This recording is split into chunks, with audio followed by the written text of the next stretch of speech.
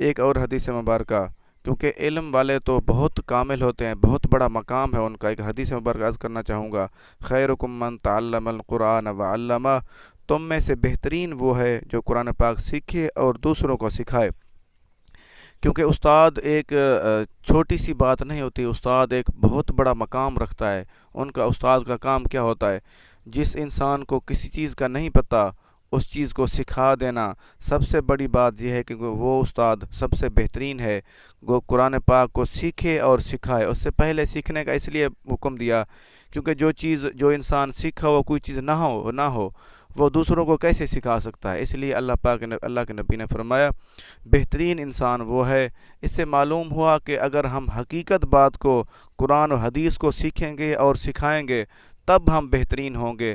صرف یہ دنیا کی ڈگری لینا یا دنیاوی علم پڑھ لینا، دنیاوی علم پڑھنے سے اعتراض نہیں ہے۔ دنیاوی علم اس لیے پڑھا جائے تاکہ ہمیں دین کی بھی سمجھ آ جائے، اور دنیاوی علم اس لیے پڑھا جائے تاکہ ہم لوگوں کی خدمت کریں۔ دنیاوی علم اس لیے ہم پڑھ سکتے ہیں تاکہ ہم کوئی بندہ نہیں جانتا اس کو یہ چیز سکھا سکیں، یہ بھی پڑھنا چاہیے۔ سب سے بہترین وہ ہے جو قرآن پاک اور حدیث مبارکہ کا علم سیکھے۔ اللہ کے نبی فرمایا جو بہترین وہ ہے جو قرآن پاک سیکھے اور دوسروں کو سکھائے۔ سیکھنے کا مطلب یہ ہے کہ اس پہ عملی طور پہ چلے اور دوسروں کو چلائے کہ ایسے چلنا ہے جیسے اولیاء اللہ نے خود نبی پاک صلی اللہ علیہ وسلم کے احکامات پہ اور اللہ تعالیٰ کے قرآن پاک پہ حکم پہ عمل کیا، اور اس کے بعد لوگوں کو سکھایا کہ ایسے کرنا ہے، کیونکہ انہوں نے کر کے دکھایا۔ سیکھنا یہ ہوتا ہے۔ ایک اور حدیث مبارکہ عرض کرنا چاہوں گا کہ سرکار دو عالم صلی اللہ علیہ وسلم ارشاد فرمایا تین کاموں کا اجر دنیا سے چلے جانے کے بعد بھی ملتا رہتا ہے۔ سبحان اللہ، کتنا بڑی بات ہے۔ اگر انسان دنیا میں کچھ دن کے لیے آتے ہیں، کسی کا نہیں پتہ کتنے دن ہماری زندگی ہے، کتنے دن ہم نے دنیا سے کتنے عرصے کے بعد چلے جانا ہے، تو اللہ کے نبی نے فرمایا تین عمل ایسے ہیں جن کا اجر دنیا سے چلے جانے کے بعد بھی ملتا رہتا ہے۔ سب سے پہلی بات اللہ کے نبی نے فرمایا صدقہ جاریہ۔ جو انسان صدقہ جاریہ کوئی اچھا کام ایسا کر جائے جو انسان لوگ اس پہ کرتے رہیں، عمل جیسے کوئی علم کی جگہ بنا لے، کوئی جہاں پہ لوگ علم حاصل کریں تاکہ وہ اچھی زندگی بنائیں، اپنے آپ کو سنوار لیں، وہ بھی بہت بڑی بات ہے۔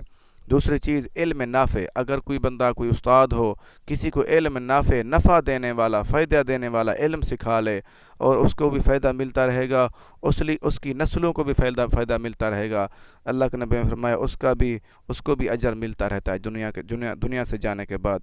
تیسری چیز یہ ہے کہ نیک اولاد، اگر اچھی اولاد ہے، دیندار ہے، اس کی تربیت دین پہ کی ہوئی ہے تو وہ اولاد بھی دنیا سے چلے جانے کے بعد فائدہ دیتی ہے۔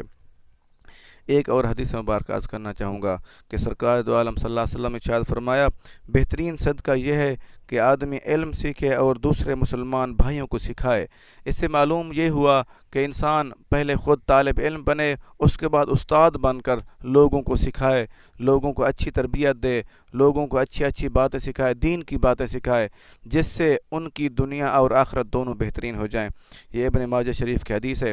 ایک اور حدیث مبارکہ عرض کرنا چاہوں گا کہ سرکار دو عالم صلی اللہ علیہ وسلم نے ارشاد فرمایا اللہ تعالیٰ اور اس کے فرشتے اور آسمان و زمین کی تمام مخلوق، حتیٰ کہ بلو میں رہنے والی چونٹیاں، سمندر میں رہنے والی مچھلیاں، اس شخص کے لیے دعائے خیر کرتے ہیں جو لوگوں کو بھلائی سکھاتا ہے۔ سبحان اللہ، یہ استاد کی شان ہے، استاد کا مقام ہے۔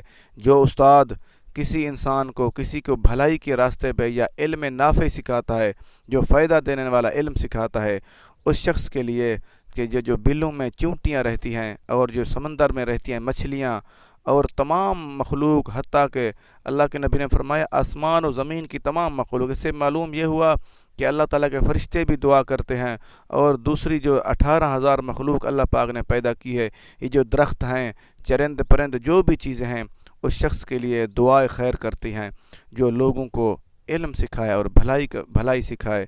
یہ